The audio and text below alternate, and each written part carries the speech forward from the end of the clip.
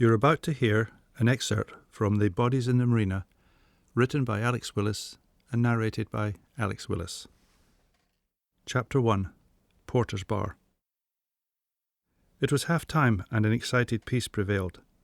Ibrox was rocking, the pub was heaving, and Rangers were ahead 2-1. Buchanan nodded to the bartender for another pint of McEwen's Export, his sixth. "Just going for a pee, Tam. Off to make room for the next one." He laughed while swaying between the crowded tables.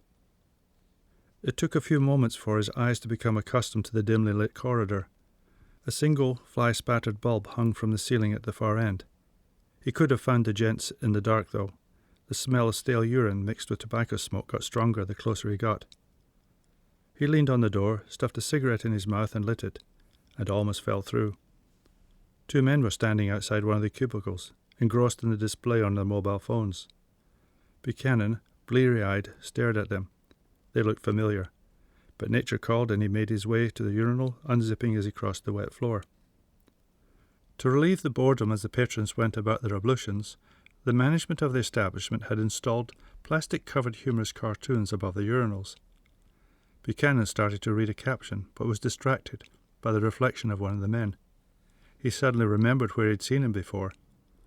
Momentarily sobered by the revelation, he zipped up, turned, and stared. "I know you," he said, taking a step towards the man who hurriedly stuck the phone in his jacket pocket. "You're Davy Shelton. You're a nonce. I read it in the Herald." "Then you'll remember I was found not guilty." "That was bullshit, man. The children were too afraid of you. If it was up to me, I'd have ripped your balls off and stuffed them up your arse." The other man made to leave, then stopped. Buchanan looked at him and saw a scar running from his left ear across the corner of his mouth, turned from bright red to white. "You and who else? Your mother? You threatening me? Do you have any idea who you're talking to?" "Couldn't give a shite." Buchanan stared into his eyes. He knew that look. He'd seen it in the eyes of every Glasgow thug who thought they could get the better of Jack Buchanan.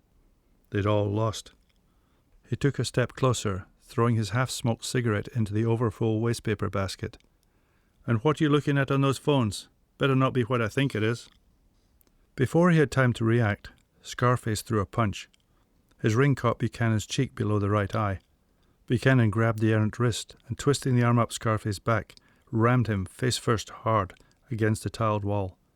Scarface slumped to the floor, cursing Buchanan while holding his face, blood dribbling through his fingers. Buchanan turned in time to see Shelton flick open a cutthroat razor. Buchanan kicked him in the groin and drove a right uppercut into his face. Shelton collapsed to the floor. He lay there writhing in pain while holding his crotch and screaming obscenities. "Take a razor to my face, would you? I'll show you." As he spoke, Buchanan kicked Shelton in the face.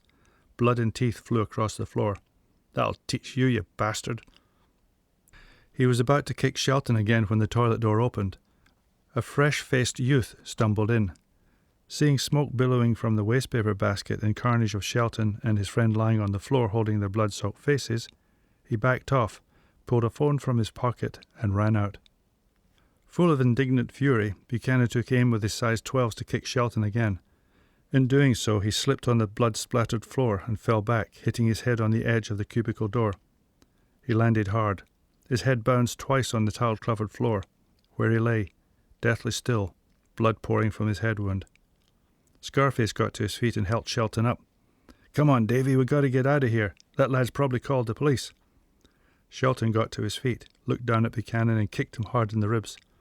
He was about to have another go when the sound of a police siren echoed through the broken ceiling vent. "Come on, Davy, hurry, we can't be found here."